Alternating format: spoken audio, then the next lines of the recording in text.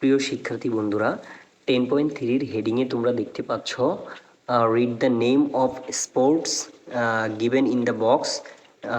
এখানে যে খেলাগুলো দেওয়া আছে সেটা তোমরা বক্সের মধ্যে লেখো, then discuss and categorise them in the following columns. এই কলামসের মধ্যে বা যে ক্যাটাগরিগুলো দেওয়া আছে সেই ক্যাটাগরির মধ্যে তোমরা এগুলোকে আলাদা করো।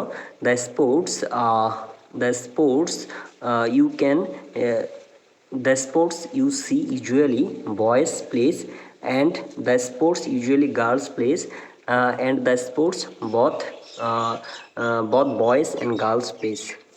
মূলত প্রিয় শিক্ষার্থীরা, এখানে যেই খেলাগুলো দেয়া আছে সেই খেলাগুলোকে তিনটা ক্যাটাগরিতে ভাগ করে, যেমন the sports you see usually boys play, যেই খেলাগুলো ছেলেরা খেলে সেই খেলাগুলোকে আলাদা করতে হবে।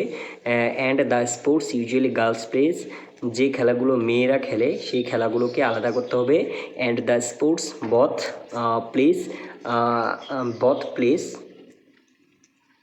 বয়েজ অ্যান্ড গার্লস প্লেস, যে খেলাগুলো ছেলে এবং মেয়ে উভয়ই খেলে সেই খেলাগুলোকে আলাদা করতে হবে। চলো শিক্ষার্থীরা, আমরা দেখি এখানে যে খেলাগুলো আছে সেগুলোর মধ্যে কোন খেলাগুলো ছেলেরা খেলে, কোন খেলাগুলো মেয়েরা খেলে এবং কোন খেলাগুলো ছেলে মেয়ে উভয়ই খেলতে পারে। প্রিয় শিক্ষার্থীরা, এখানে প্রথম যে খেলাটি দেওয়া আছে সেটা হচ্ছে ফুটবল। তো ফুটবল ছেলে মেয়ে এটা উভয়ই খেলতে পারে, সো এটা যাবে যে স্পোর্টস বথ ক্যান প্লে এই ক্যাটাগরির মধ্যে। দ্বিতীয় নম্বর যে খেলাটা আছে সেটা হচ্ছে ক্রিকেট। তোমরা জানো ক্রিকেট খেলাটা ছেলে মেয়ে সবাই খেলতে পারে, সো এই খেলাটা যাবে যে ক্যাটাগরিতে সেটা হচ্ছে স্পোর্টস বোথ ক্যান প্লে। সুইমিংটাও এখানে যাবে। বাইসাইক্লিংটাও এখানেই যাবে। টেনিসটাও এখানে যাবে। বাস্কেটবলটাও এখানে থাকবে। ব্যাডমিন্টনটাও এখানে থাকবে। তারপর হচ্ছে হ্যান্ডবলটাও তোমরা এখানে রাখতে পারো। এই যে আমি যে খেলাগুলোর কথা বললাম এই খেলাগুলো ছেলে এবং মেয়ে উভয়রাই খেলতে পারে। তারপর আছে হাই জাম্প খেলাটা সচরাচর ছেলে মেয়ে উভয়ই খেলে না। হাই জাম্পটা আমরা ছেলেদের খেলা হিসেবে এই ক্যাটাগরির মধ্যে রাখতে পারি, দ্য স্পোর্টস বয় প্লেস। তারপর আছে হাডুডু খেলাটাও আমরা এই ক্যাটাগরির মধ্যে রাখতে পারি, দ্য স্পোর্টস বয় প্লেস। তারপর আছে চেস মানে হচ্ছে দাবা। এই দাবা খেলাটা দুইজনেই খেলতে পারে, ছেলে এবং মেয়ে, সো এটাকে আমরা স্পোর্টস বথ ক্যান প্লে এটার মধ্যে রাখতে পারি। হকিটাও ছেলে মেয়ে উভয়ই খেলতে পারে, সো এটাকে আমরা রাখতে পারি স্পোর্টস বথ ক্যান প্লে। তারপর হচ্ছে ভলিবলটাকেও আমরা একই ক্যাটাগরিতে রাখতে পারি।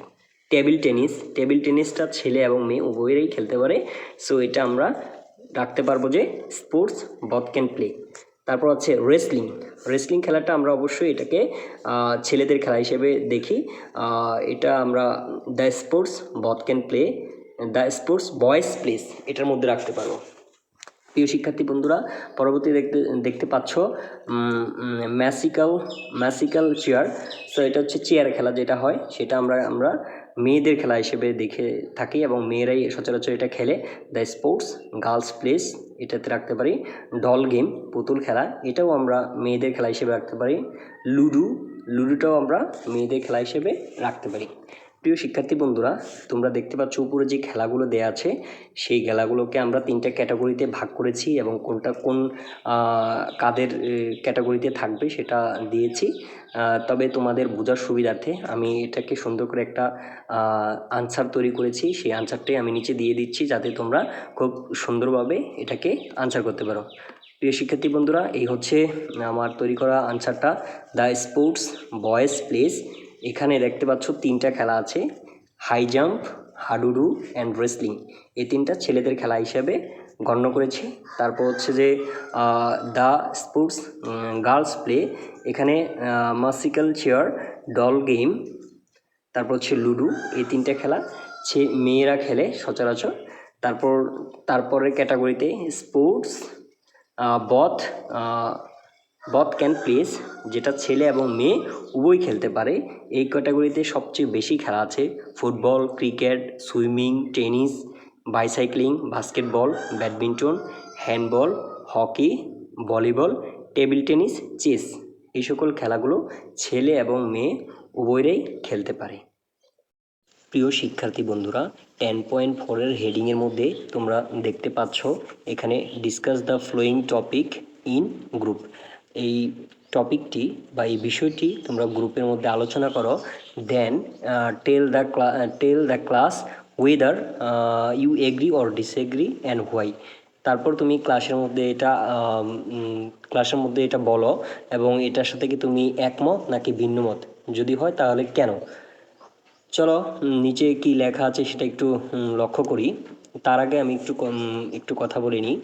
তোমরা যারা এই ভিডিওটি দেখছো এবং বিন্দুমাত্র উপকৃত হচ্ছ, তারা অবশ্যই আমার চ্যানেলটিকে সাবস্ক্রাইব করবা এবং পাশে থাকা বেল আইকনে হিট করে দিবা, যাতে আমার পরবর্তী ভিডিওগুলো সবার প্রথমেই তোমার কাছে চলে যায়। এবং যারা উপকৃত হচ্ছ তারা নির্দ্বিধায় আমার এই ভিডিওটি শেয়ার করে দিবা, যাতে তোমার বন্ধুরাও একই রূপভাবে উপকৃত হতে পারে। তাহলে কথা আর না বাড়িয়ে আমরা নিচের দিকে চলে আসি। প্রিয় শিক্ষার্থী বন্ধুরা, তোমরা একটা বোল্ড করা লাইন দেখতে পাচ্ছ। এখানে লেখা আছে, in choosing and playing any sports there should not be any difference between boys and girls. For example you can start by saying. মূলত এই কথাটা যা বোঝাচ্ছে আমি বাংলায় একটু করে বলে দিচ্ছি। আমরা যে উপরের খেলাগুলো দেখলাম, যে খেলাগুলোকে আমরা 3টে ক্যাটাগরিতে ভাগ করেছি, এটা ছেলেদের খেলা, এটা মেয়েদের খেলা, এটা ছেলে মেয়ে উভয়ই খেলতে পারবে। এই সবগুলো খেলা ছেলেরাও খেলতে পারবে, মেয়েরাও খেলতে পারবে। এই ধরনের কথাতে তুমি কি একমত নাকি ভিন্নমত? যদি তুমি একমত হও তাহলে তুমি মত পোষণ করছো এই ধরনের একটা প্যারাগ্রাফ বা ছোট করে কিছুটা লাইনে লিখতে হবে। আর যদি তোমার ভিন্নমত থাকে তাহলে কেন তুমি ভিন্নমত পোষণ করছো সেই ধরনের কথাগুলো তোমার লিখতে হবে। এখানে একটা স্যাম্পল করে দেয়া আছে, যেটা এগ্রি মানে একমত সেই ধরনের। যেমন I agree, I think both boys and girls can play all the games and sports. আমি একমত, কারণ আমি মনে করি ছেলে এবং মেয়ে উভয়ই এই গেমগুলো খেলতে পারে, কারণ both the boys and girls enjoy them. উভয় ছেলে এবং মেয়েরাই এই সব গেমগুলোকে আসলে এনজয় করতে পারে। তার পরবর্তীতে তুমি আরও কিছু লাইন অ্যাড করতে পারবা, অ্যাড করে সুন্দর করে একটা প্যারাগ্রাফ আকারে তৈরি করবা, যেটাকে তুমি ক্লাসে সবার সামনে উপস্থাপন করবা। আর যদি তোমার ভিন্নমত পোষণ হয় তাহলে আই ডিসএগ্রি দিয়ে এই একরূপভাবে তুমি কয়েকটি লাইনের মধ্যে এই প্যারাগ্রাফটা শেষ করতে পারো এবং তুমি তোমার ক্লাসের মধ্যে এটা শেয়ার করতে পারো। আশা করি তোমরা 10.4 পর্যন্ত বুঝেছো।